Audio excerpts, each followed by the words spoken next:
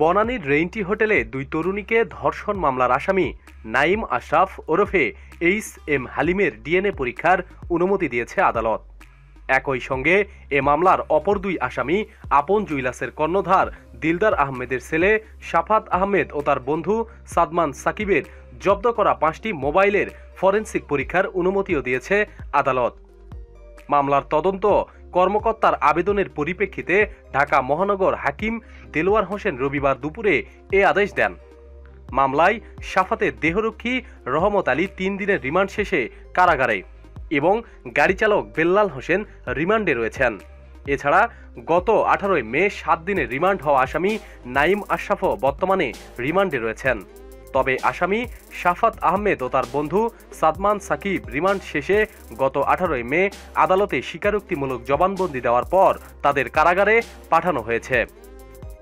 প্রতিদিন সব খবরাখবরের জন্য সাথেই থাকুন এবং সাবস্ক্রাইব করুন। ধন্যবাদ।